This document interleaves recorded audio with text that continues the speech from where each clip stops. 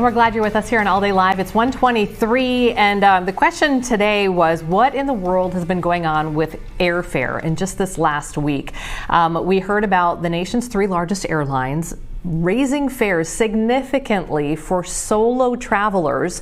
And then there was some blowback, and then things changed again for a couple of them. So joining me now is Executive Director of Thrifty Traveler, Kyle Potter. Thanks for being with us, Kyle. Hey, glad to be here. Okay, so let's start back, I guess, midweek last week. Did this kind of happen quietly, and what exactly happened?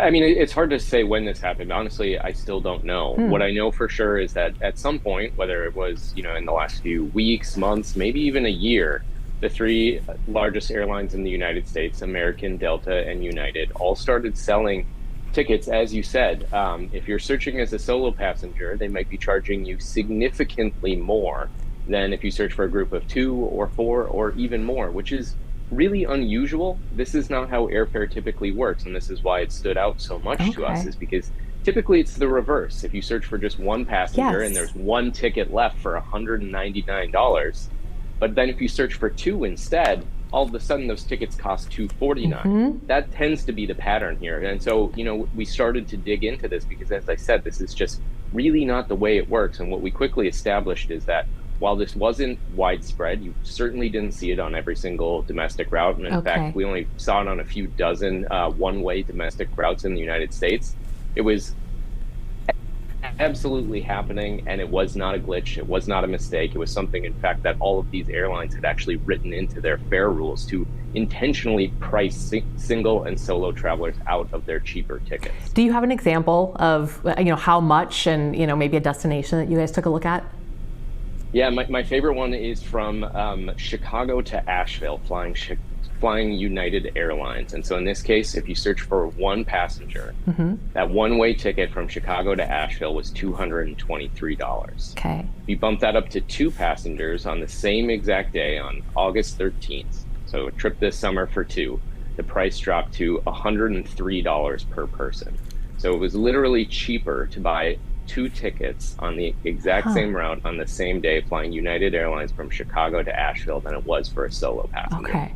And so, Kyle, is this just one of these things that the airline, I'm going to ask you to speculate here, just was going to do, because, they're charging more for bags now. You have to pay for your drinks. I mean, is this just like one more thing that they're trying to kind of, get us to spend a little bit more?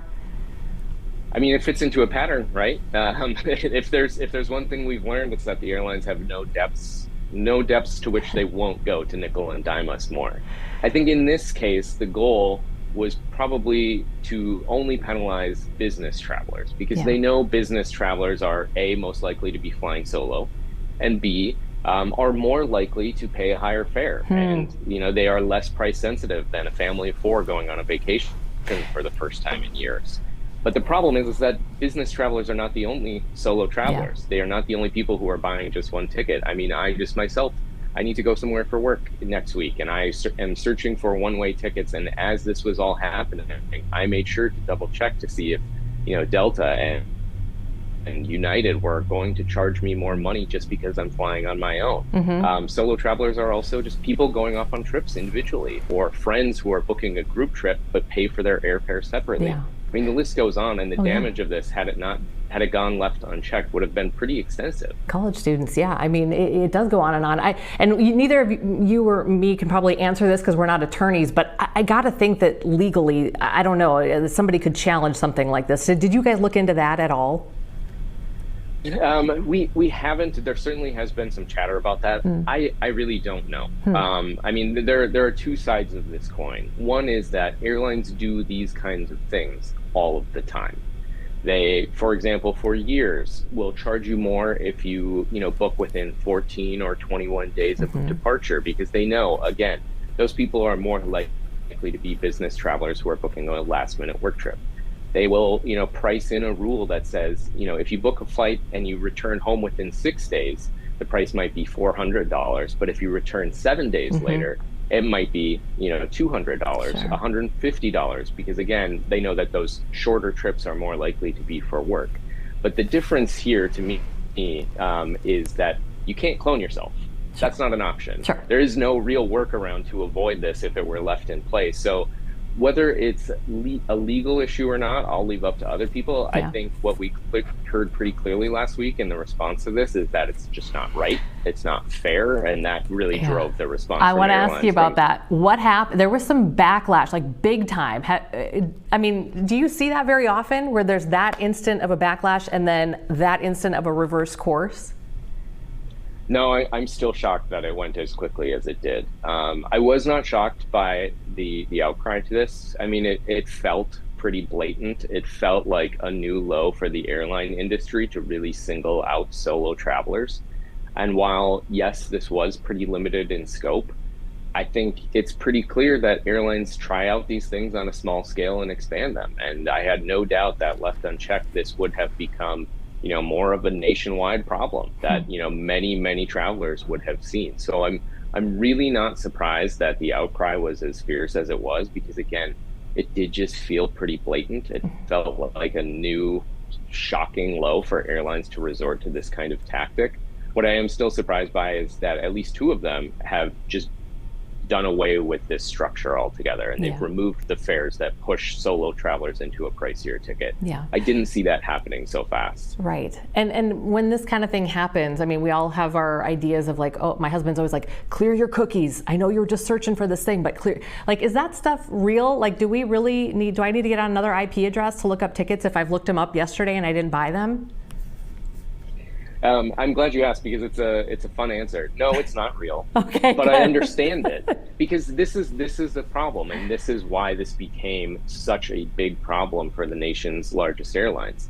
Is airline pricing is infuriating, and I understand why there are these kinds of, for lack of a better phrase, conspiracy theories about what leads prices to jump higher.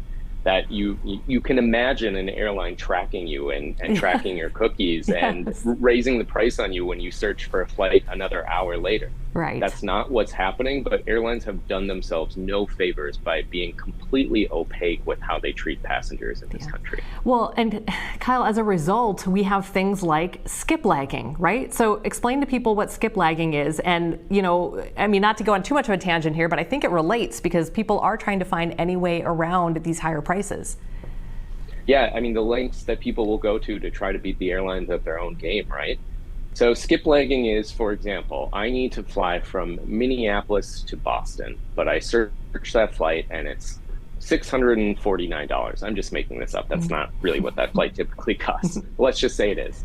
But what if I were to fly from Minneapolis to Boston and then to New York City? So my final destination is New York City and I have a stop in Boston. And all of a sudden, instead of charging $649, I can book that flight for $229. Skip lagging is when you book that ticket with a connection, but you get off in the city that you're connecting in. Okay. So it means you can't check a bag. Your bag is going to continue all the way to New York City if you do this. It is, while not necessarily illegal, very frowned upon by the airlines. Are they cracking down, Kyle? Have you seen them kind of cracking down on this? It's a constant game of cat and mouse with the airlines with these kind of things. I mean, I think the general guidance that we give people is, first and foremost, it's not the most reliable technique to save on flights. There are like 20 things that you should do before you resort to something like skip lagging. Yeah. And if you get to that 21st method where this is worth considering, I think if you do it sparingly, and if you don't enter your frequent flyer information so that the airlines won't track you, where we have really seen airlines crack down on this is repeat offenders who do this constantly in the name of savings. And that's where we tend to see issues. And I think they can cancel, I read they can cancel your flight. Like if you have a return flight, they can cancel because you didn't fulfill sort of the entire trip, something like that. So you have to be super careful. So we're not condoning it. We're just giving you the information. You do with it what you will. Right. All right. Exactly. No, not only can they cancel, it will automatically cancel as soon as you skip a segment. Well, so if you have a connection both ways, as soon as you skip that first one, the rest of your ticket is done. Okay. Yeah. Well, Kyle, thank you for jumping on with us. This was weighing heavy on our minds over the weekend. Like, what is going on? So American, I think, is the only one still standing doing this, right? Delta and United have both said we're not doing this anymore. So. Yep, Okay. and we're checking, basically every hour to see if and when American You're on pulls it. this as well. Thrifty Traveler is on it, everybody, every 30 seconds. All right. Thanks, Kyle. We really appreciate you popping by. Thank you. Of course. Okay. Thank you. Take care.